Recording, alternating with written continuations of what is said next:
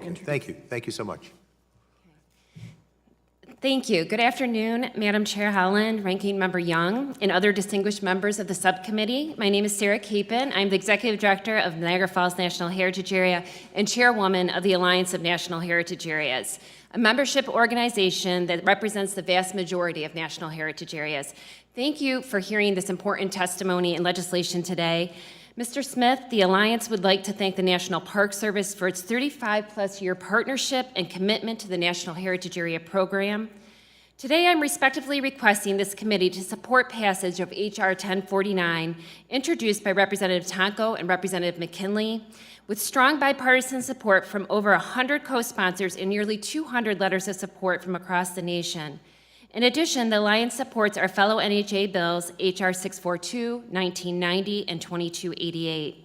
H.R. 1049 will establish a system of national heritage areas as an integral part of the National Park Service, ensuring uniform standards while providing Congress with an enhanced ability to conduct oversight of the program.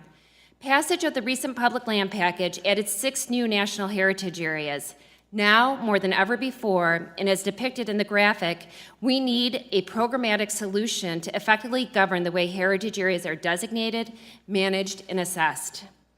Funded through the National Park Service in considerably less than 1% of its budget, the National Heritage Area Program is one of the Department of Interior's most cost-effective initiatives, relying on a public-private partnership in which every federal dollar is matched, on average, by $5.50 in other funding. Often the match comes from the contributions of volunteers who commit their time and expertise within individual NHAs. In 2017 alone, NHAs benefited from over 38,000 volunteers, contributing over 800,000 hours to heritage area projects, which was an approximate $19.6 million value. National heritage areas are catalysts in their communities. They're often located in vulnerable areas who have suffered economic setbacks due to declining industries.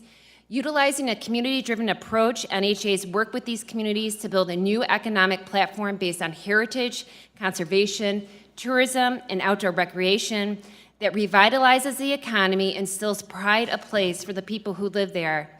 What makes NHAs different than other federal programs is that people and partners who live within NHAs are key participants in the decision-making process, bringing the National Park Service mission out from behind the enclaves of federal lands and providing direct access to the people.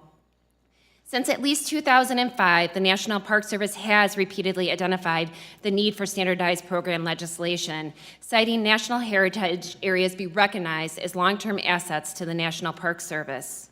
Accountability for federal dollars has been demonstrated by NHAs through quarterly and annual reporting, as well as independent evaluations.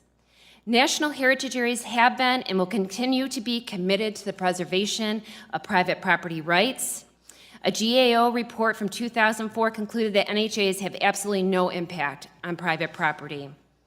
In closing, and with respect, there are few federal programs that epitomize the democratic principles our nation was built on, like national heritage areas. We truly are of the people, by the people, and for the people. In partnership, we preserve our nation's iconic history without adding to any of the federal maintenance costs that are associated with national parks, monuments, and historic sites. Since the first NHA was authorized by Congress and President Reagan in 1984, we have worked tirelessly building partnerships that have impacted places across America, from Yuma, Arizona to Topaz, Utah. These partnerships were built on the trust of the National Park Service brand and leveraged the limited federal resources we received into commitments for long-term change in struggling economies, preservation of our history and landscape, and stewardship for the future. H.R. 1049 provides stability and uniformity while allowing NHAs to commemorate and protect the diverse stories and unique resources that Congress has directed us to do. In advance of a tidal wave of reauthorizations in the next couple years, the Alliance believes that program legislation is the solution to address the urgent need to standardize the program for the benefit of not only national heritage areas, but equally important for the National Park Service, Congress, and the communities across America we represent. Thank you for addressing this critical and urgent piece of legislation. Thank you, Ms. Capen. The chair now recognizes Mr. Tonko for 30 seconds to introduce his second witness, Mr. Bob Ratliff. Thank you, Chairwoman. Bob Ratliff is the Executive Director of the Erie Canalway Heritage Corridor, a public-private partnership that works to preserve and promote the historic, cultural, recreational, and natural resources of a 524-mile-long corridor and foster vibrant communities along its legendary waterways. I just today got these copies in my hands, the guidebook and the map that will help promote the sense of place of the heritage area of the Canalway. Prior to joining the corridor in 2013, he served for 17 years as the Executive Director of the Community Loan Fund of the Capital Region, a nonprofit financial institution capitalized by socially concerned investors. I have to share that in a trip to the Heritage Corridor on the Erie Canalway, we are inspired by the awesome engineering feat that canal is, the historic moment that it created in a westward movement, the economic shot in the arm that it was at the point of creation, and the economic shot in the arm that it is today as a heritage tourism component. So it is about that investment. We can build, we can go forward. It's our priorities. Thank you, Mr. Ratliff, for being here today. Thank you. The chair recognizes Mr. Ratliff for 5 minutes. Thank you very much, Chair Holland, Ranking Member Young, and other members of the subcommittee. Thank you very much for the opportunity to speak before you on the nationally significant Erie Canalway and share with you our 21st century pursuits of economic revitalization through heritage development in upstate New York. Please let me first thank Representative Tonko for his incredible leadership on the issues relevant to us today. How we can stimulate and sustain economic rejuvenation in communities by investing in our unique and authentic heritage. Congressman Tonko's thorough understanding and passion for heritage development is truly inspiring. We see that on a daily basis, not only for his support of the Erie Canalway, but also through his efforts and his steadfast support of national heritage areas around the country. This, of course, has now manifested itself with the Comprehensive National Heritage Area Program legislation that is now under consideration. We thank the Congressman for his efforts, his integrity, and his diligence in establishing a model program that best serves the varied needs of communities across the United States. The Erie Canal is a national symbol of bold vision, perseverance, and achievement. With its profound influence on commerce and citizen settlement, it became a central element in shaping the emerging national identity. The canal system has been in continuous operation since 1825. It's simply an amazing, unique, and authentic asset. It's a critical piece of infrastructure, both then and now. The Erie Canalway National Heritage Corridor was established by Congress in the year 2000. It includes the current and historic alignments of the canal system, 524 miles long, more than 230 communities, more than 3.2 million people. A preservation and management plan guides our work. Now I'd like to focus on a few current initiatives and economic impacts. Our Erie Canalway's vision and leadership provides cohesive guidance to a large corridor, which lends itself easily to trail development. The New York State Canalway Water Trail is a newly launched initiative that is 450 miles long. Our goals are to increase access and use and link heritage with economic development. A recently completed guidebook that Congressman Tonko just showed will help increase awareness and position paddling as a must-do experience on New York's iconic canals. Another new initiative is our Canalway Challenge, which I appreciate the opportunity to show that video moments ago. It combines fitness, heritage tourism, and canal recreation with people setting personal mileage goals and also tracing history. Our land and water trails are very accessible, and we seek to solidify the Erie Canalway as a can-do and a must-do experience for people of all abilities. Canalway land trails are part of a network at 750 miles long. The Empire State Trail will be the longest multi-use trail system in the United States. Multiple New York State agencies are investing $200 million now to close the gaps on the trail, and the Erie Canalway is working with many partners to get visitor ready. An important part of our work is tourism promotion. We champion the unparalleled opportunities for boating, paddling, cycling, hiking, and experiencing heritage, festivals, scenic beauty, small town charm along a 500-mile corridor. We produce lots of tools for visitors, and they're all designed to encourage visitation and, again, stimulate local economies. We also manage a first-rate educational field trip program to historic sites and national parks. In fact, we have 4 national parks within our corridor that we work very closely with. We bring over 6,800 students a year to participate in that program, now over 45,000 cumulatively. More than 250 schools, 110 school districts from upstate New York, with over 60% from lower-income schools. These communities are connected by our waterways and the refocusing on their waterfronts. In Buffalo, the rejuvenation of their waterfront is making it a year-round destination at the point where the Erie Canal terminated in 1825. Improvements in and around the city of Lockport's Locks districts have leveraged commercial development in that area not seen in years. There is a wonderful intersection of canal heritage and community revitalization in Waterford. There's a tugboat roundup each September that brings thousands of visitors. In fact, over 400 events and festivals like this occur in the corridor each year, recently determined to have a $1.3 billion annual economic impact. Partnerships are critical, and for us, there's none more important than at the federal level. We believe a modest investment of federal resources into Erie Canalway is having an enormous impact. H.R. 2288 would enable the Erie Canalway to continue preserving and utilizing this cherished and nationally significant resource and continue improving the overall quality of life in upstate New York. Thank you very much for your attention and consideration. Thank you, Mr. Ratliff. And the chair now recognizes Mr. Thompson for 30 seconds to introduce his witness, Mr. John R. Phillips II. Well, thank you, Madam Chair. Just real quickly, really honored to have John Phillips here. He's President and Chief Executive Officer of the Oil Region Alliance, which is the agency that's been responsible for administering the Oil Region National Heritage Area, an organization that really provides significant economic development, capitalizing on obviously the heritage of the oil industry. So thank you for the opportunity to have Mr. Phillips testify here today.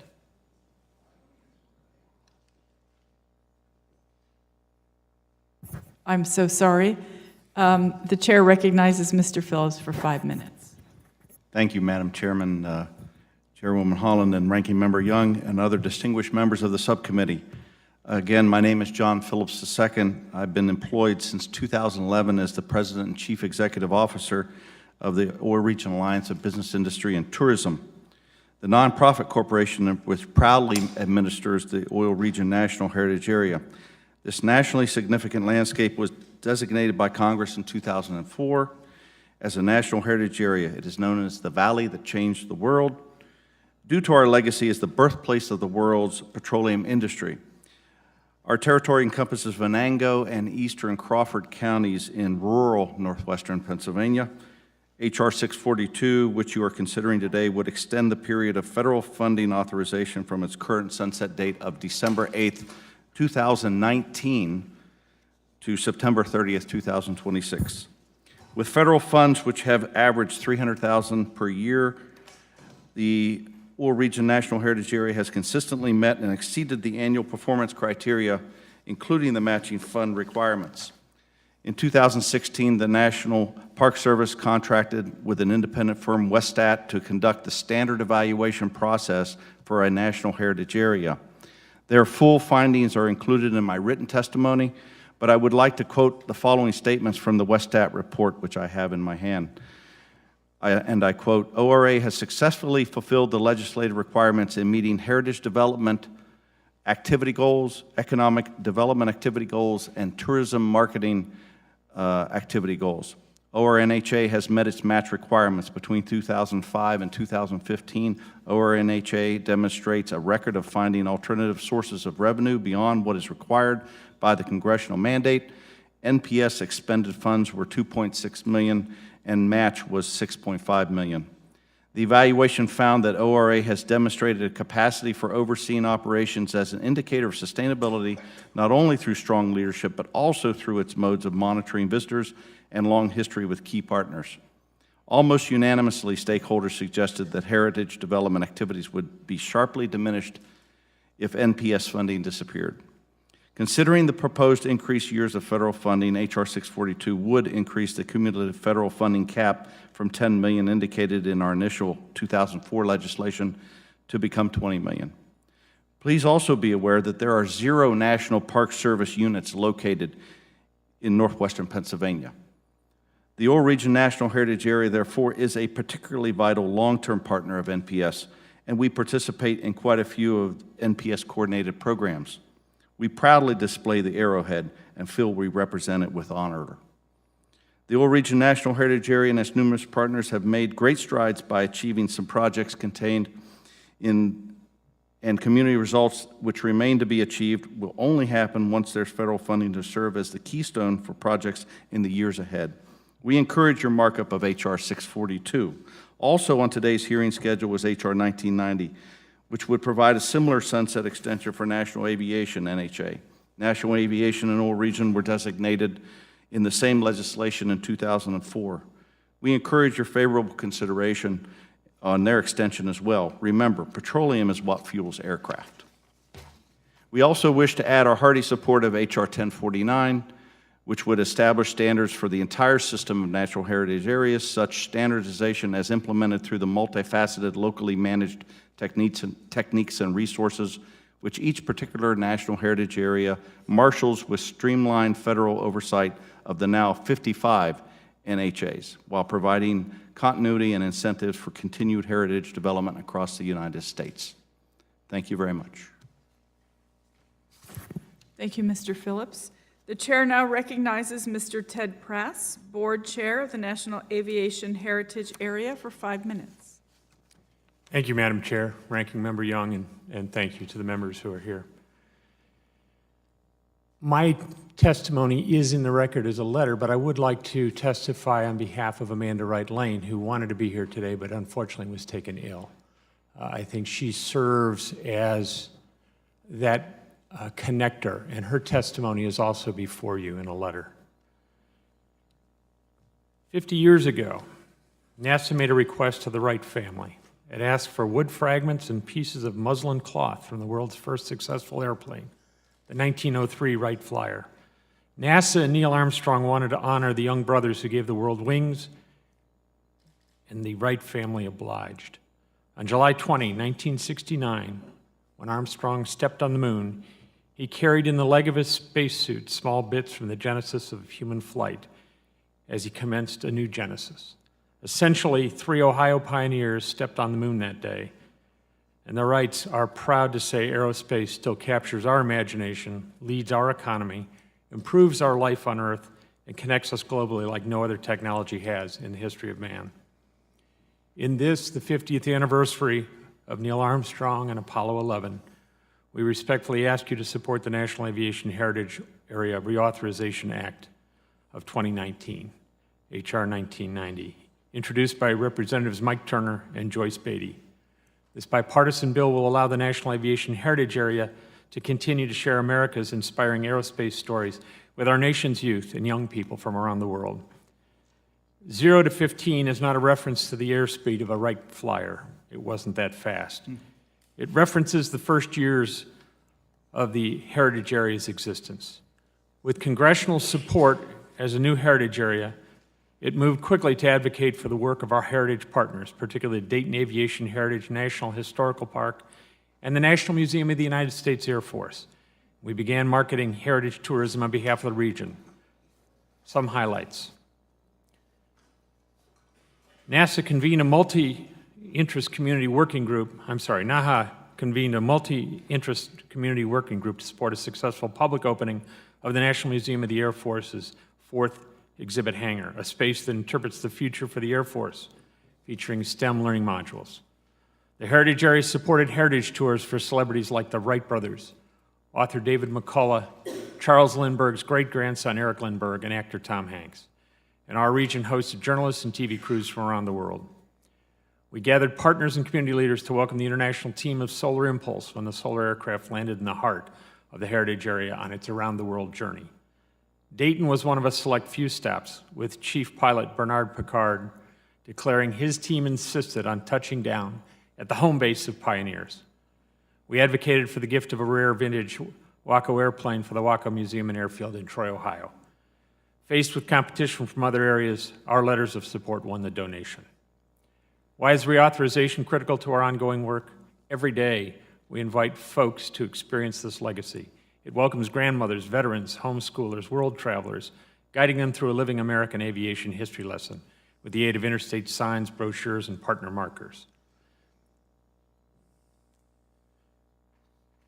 In May, we will host our third Aviation Writers Summit, hand-selecting a group of aviation industry and interest writers.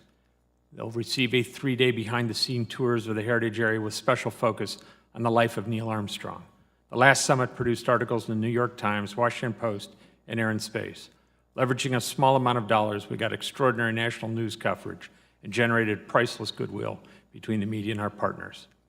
Visitors to the heritage area can fly in a look-alike Wright Flyer or peruse the 1908 contract between the Wrights and the Army Signal Corps. These experiences are why we are here. We must spread the word about the newly designated and renovated Wright Brothers National Museum, home of the 1908 Wright Flyer. And NFNHA must continue advocacy for the restoration of the Wright Company factory, the 5th site of our national park, where men and women work side by side building airplanes and the aviation industry. As its first champion, we have solicited over $5 million for this project.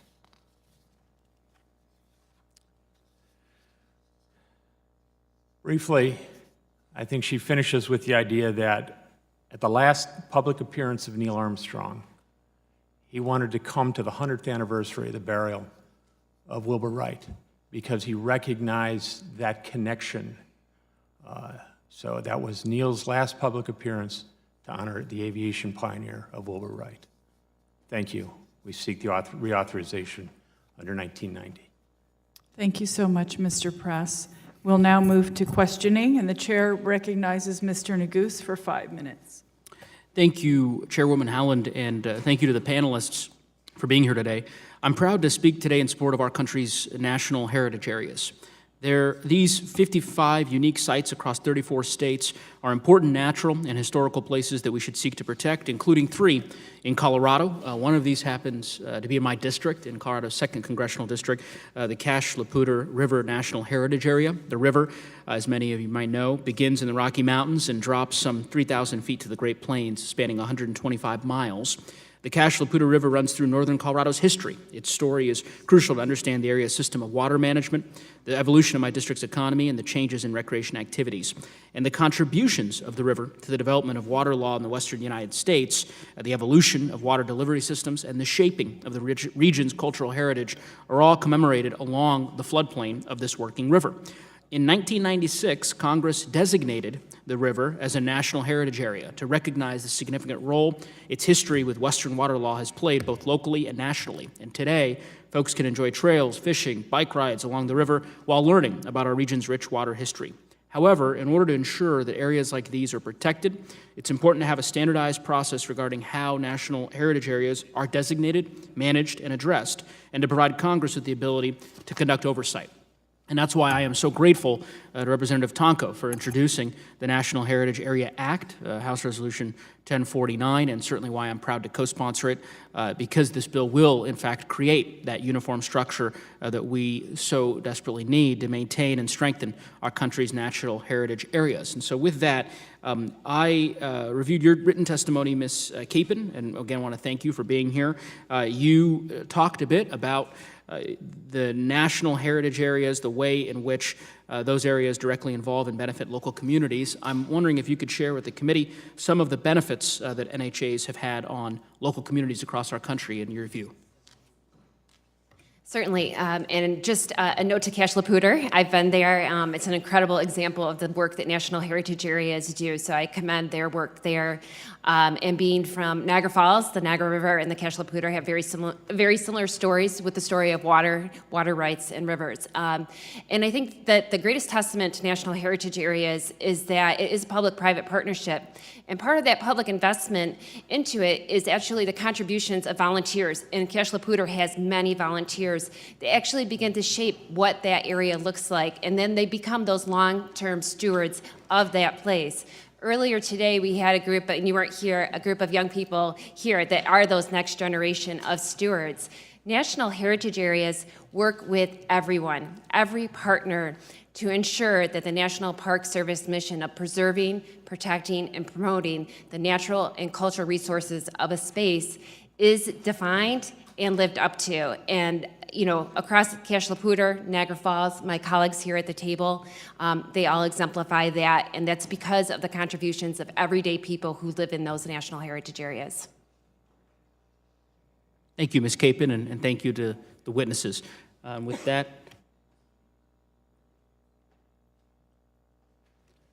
happy to yield the balance of my time to Representative Tonko.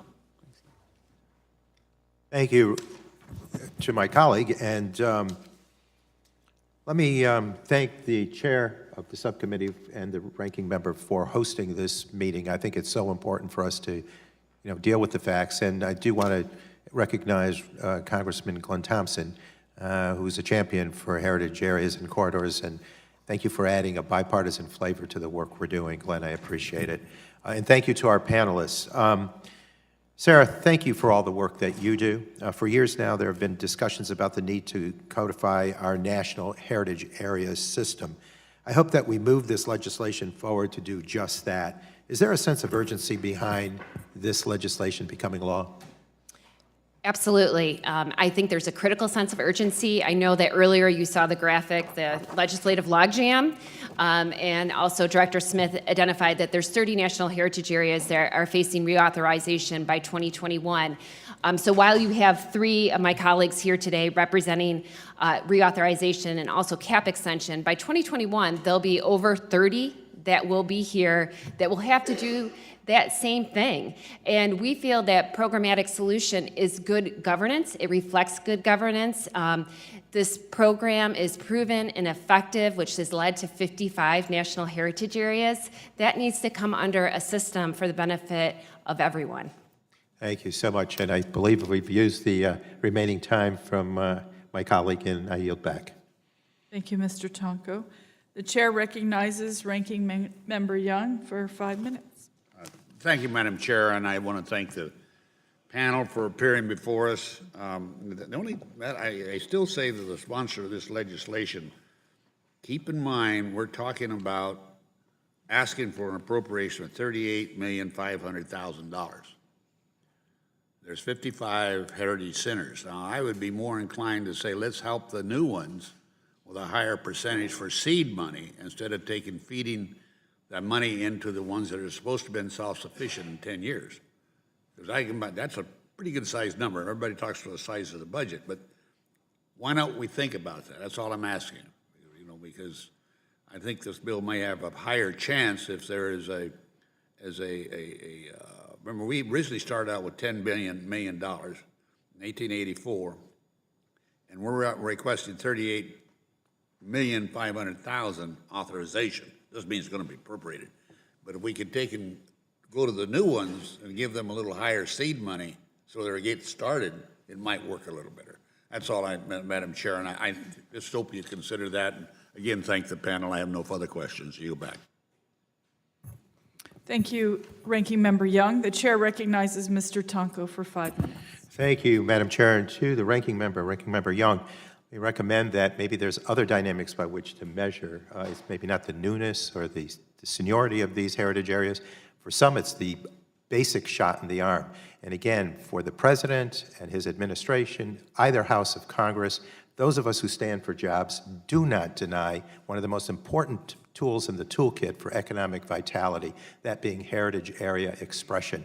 Sense of place. Place esteem drives the significance of so many decisions that are made by job holders, by job providers that look at an area and want to hear that expression of sense of place. Bob Ratliff, thank you again for all your work on behalf of the many historic sites and communities across New York that make up our Erie Canalway. Can you tell us a little more about the newly launched Canalway Challenge program? Thank you, Sarah. Thanks, Sarah.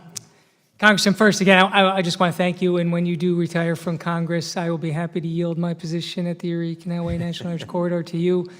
Just incredible hearing you speak about this subject, and we'd love to have you more engaged in our organization when you have the time.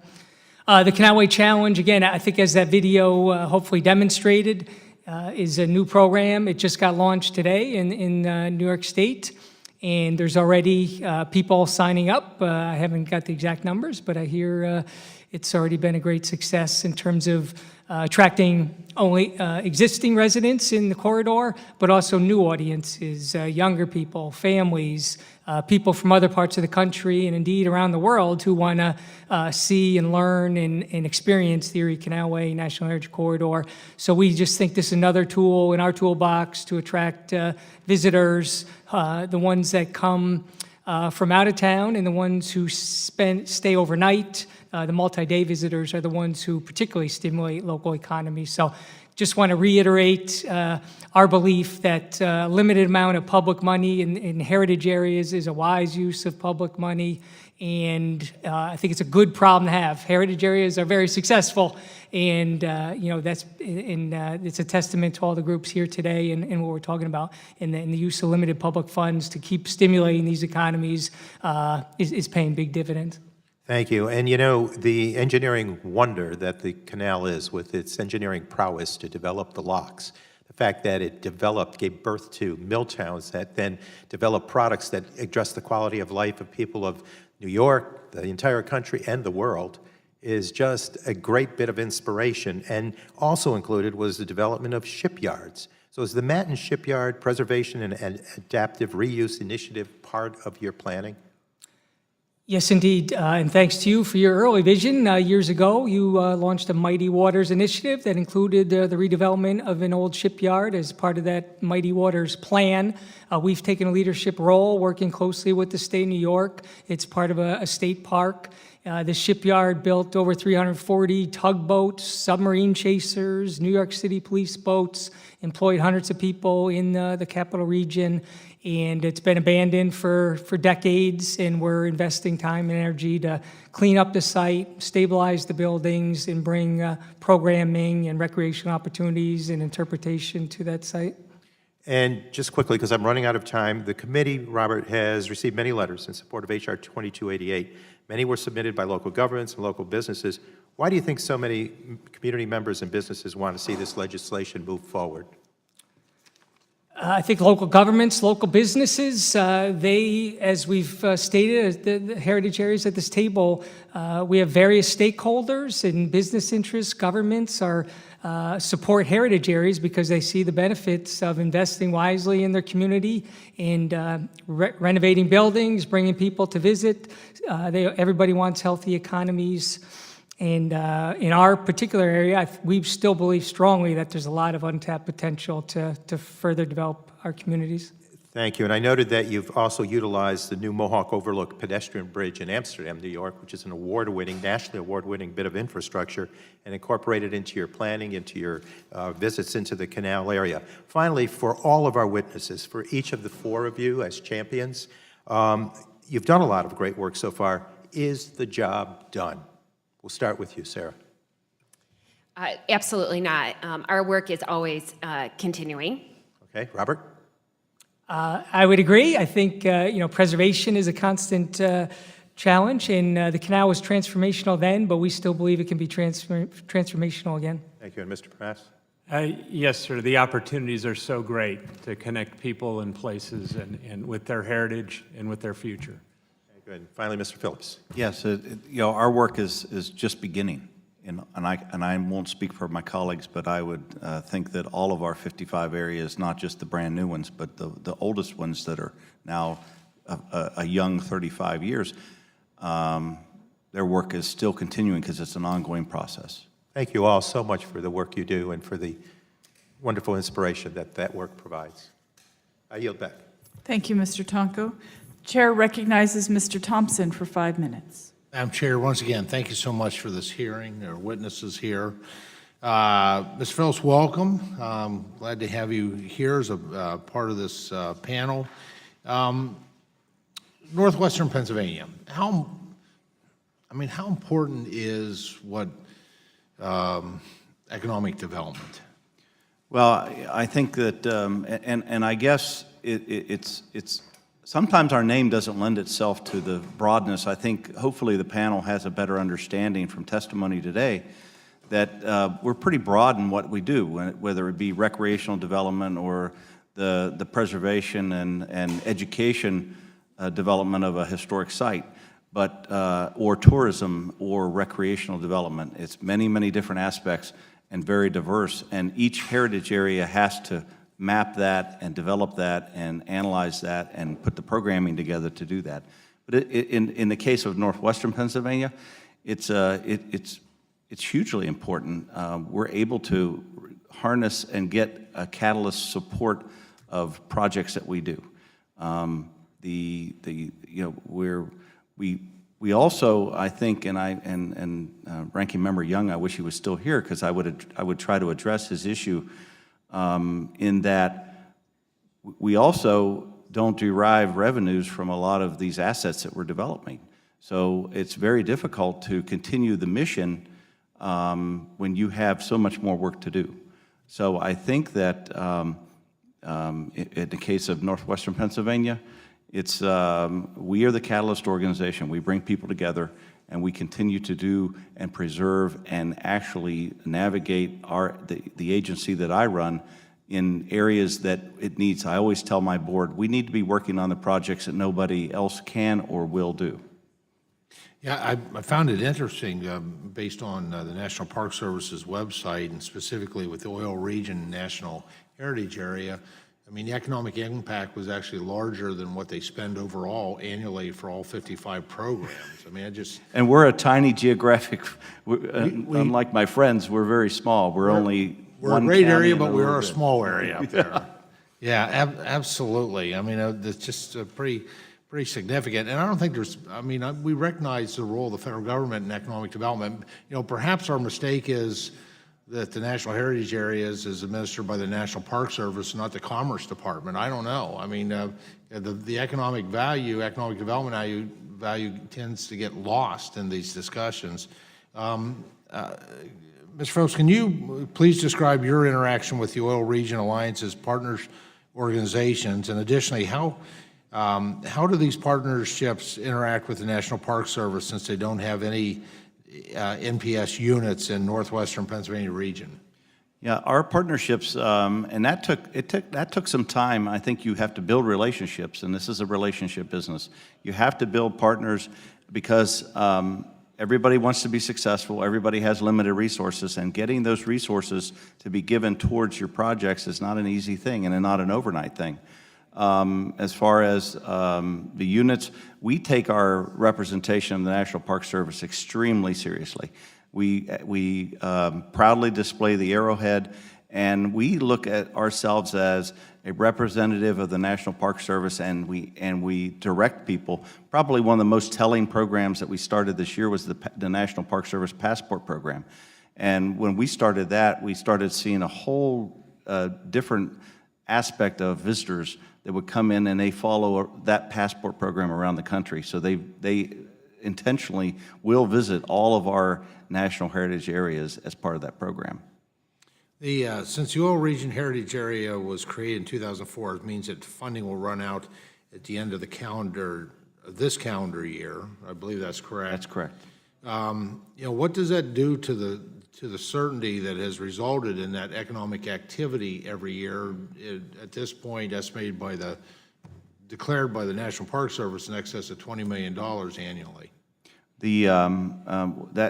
That ongoing projects, and you have to, I hope the committee understands that national heritage areas work on long-term projects.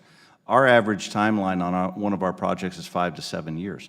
So in looking at what we're facing, I think that just extends those projects even to a further timeline. Thank you, Madam Chair. Thank you, Mr. Thompson. The chair recognizes Mr. Westerman for 5 minutes. Thank you, Madam Chair, and thank you to the witnesses for being here. I wish my schedule would allow me to be here to actually hear your verbal testimony, but Ms. Capen, in the fiscal year 2013, Obama administration National Park Service budget proposal, there was a 50% cut proposed to the National Heritage Area funding. And the Green Book actually stated that managers of the NHAs continue to rely heavily on federal funding, although the program was not intended as a pathway to long-term federal funding for individual heritage areas. Do you agree with the Obama administration that the original intent was not to provide national heritage areas with appropriations in perpetuity? No, I disagree. Okay.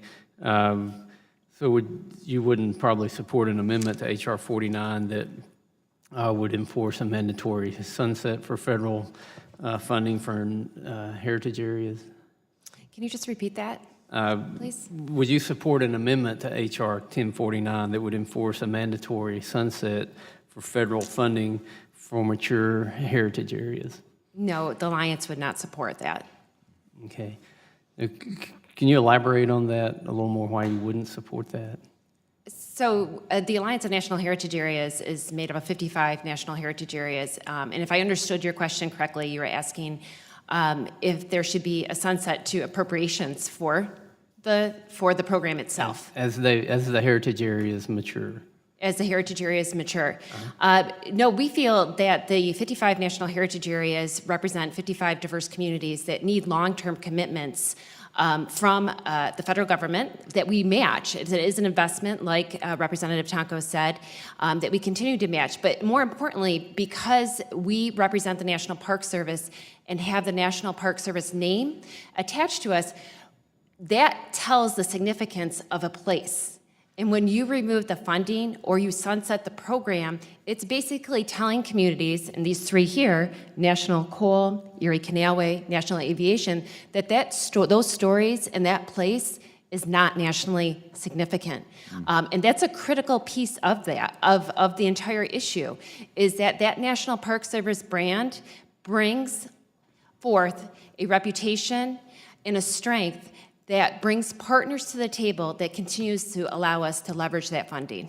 Mm-hmm. So along those lines about the name and the branding, and I know if you look at some of the economic justifications, you see some large numbers out there. So let's take the Grand Canyon, for instance. Is it the Grand Canyon that attracts people to the Grand Canyon, or is it the fact that it's the Grand Canyon National Park that attracts people to the Grand Canyon? The National Park Service has a really strong brand. So when you look at international visitors from around the world that use national parks, they recognize those sites with that National Park Service brand. So I would say that it's both. Mm-hmm. It's the iconic landscape that's backed with the nationally significant brand of the National Park Service.